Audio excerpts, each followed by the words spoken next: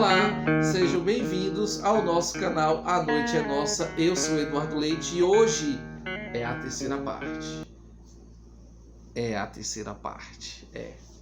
E agora a gente vai falar justamente de quê? Da questão das regras de vida, nessa busca pela felicidade do Epicuro.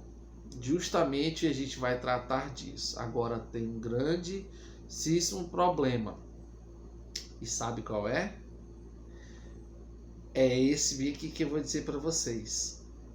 Epicuro, ele vai criticar a visão de vida após a morte, que talvez incomode algumas pessoas.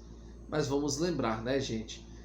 Cara, antes de Cristo não seguia a linha judaico-cristã, então relaxa, viu, gente? A filosofia tem disso. Algumas teorias, às vezes, né, não batem com as nossas crenças, mas pelo menos entenda o posicionamento dele, beleza?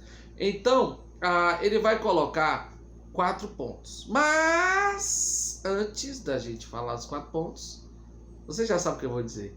Assina o canal, ativa o sininho, compartilha, dá aquele likezinho, ó o tamanho do polegar, é isso aí. Dá um likezão maroto pra gente, né?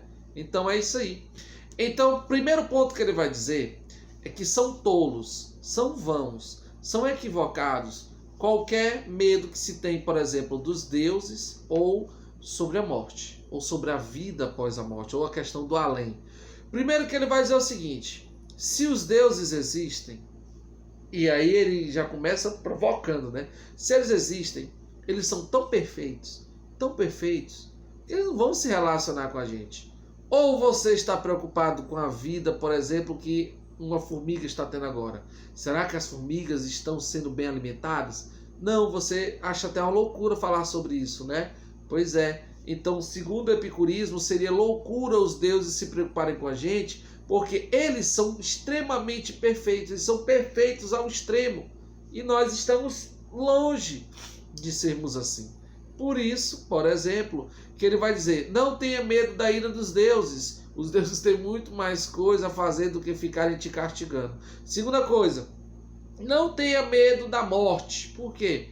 Porque simplesmente não vai ter sentido nenhum. A morte como todo não é algo que deve se temer, porque você não tem como comprovar nem que existe vida após a morte, nem que não existe. Então, no caso, confia só nos teus sentidos. Lembra que eu falei no primeiro vídeo que ele é como se fosse uma espécie de proto-empirista? Pois é.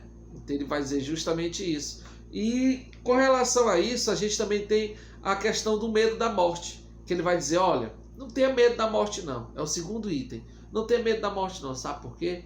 Porque se você tem medo da morte, você tem medo de uma coisa de fato que não existe. Como assim, Eduardo? A morte existe. Sabemos muito bem que a morte existe, as pessoas morrem. Pois é, ele vai dizer o seguinte, que das duas uma.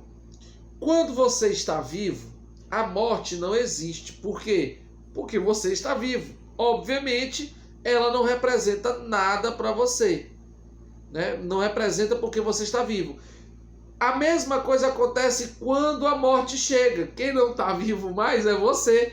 Então, de toda forma, você nunca vai encontrar a morte. Porque quando você está vivo, ela não está perto. E quando ela chega, quem não está perto é você.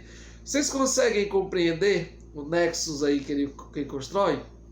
Pois é. E com relação a isso, ele também vai colocar a questão dos prazeres. E eu acho interessante, né? Porque ele vai explicar que com relação ao prazer, todos os prazeres são possíveis. Todos os prazeres são possíveis, devem ser buscados, desde que sejam replicados de forma sábia, né? Ele vai dizer que todos os prazeres estão à disposição de todo mundo. O problema é que às vezes a gente exagera mais num do que no outro. Por exemplo, o prazer de gozar de uma boa saúde é algo possível, pelo menos para a maioria das pessoas, com exceção daquelas que já nascem doentes.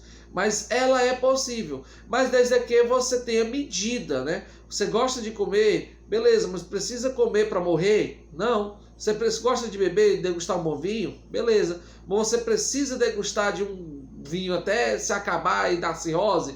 Não, não é? Então ele vai dizer justamente assim: todos os prazeres estão à disposição da gente, desde que a gente tenha o mínimo de consciência, né? O mínimo de racionalidade possível. O que nos remete justamente a uma outra questão que tem a ver, de certa forma, com a morte, mas ele vai falar justamente com relação à doença. Cara, ele é meio brutal nessa parte aqui. Ele vai dizer o seguinte, ó, o mal, você não deve temer o mal. O mal que ele vai dizer é o mal físico, né? Que assola o corpo, a questão das doenças. Você não tem que ter medo do mal.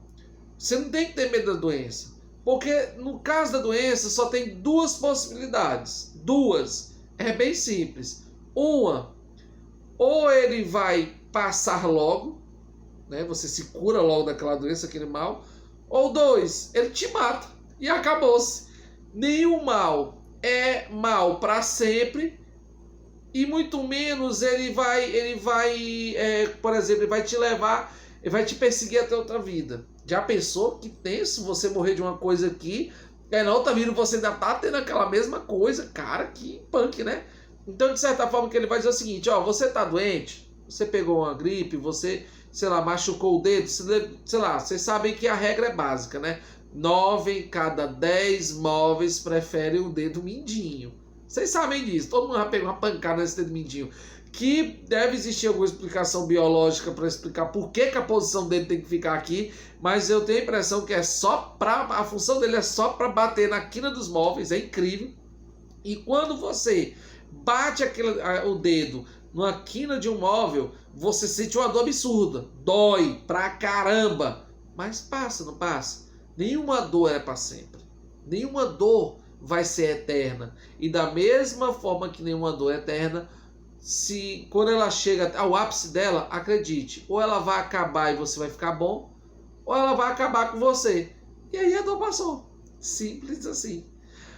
Eu espero que vocês tenham, né, gostado dessa terceira parte, né? A gente vai agora para outras escolas filosóficas, por assim dizer. Então é isso aí, né? Ativa o sininho, compartilha, dá o like, assina o canal. É isso aí. É nóis, valeu, aproveitem o dia, descansem à tarde, porque a noite é nossa.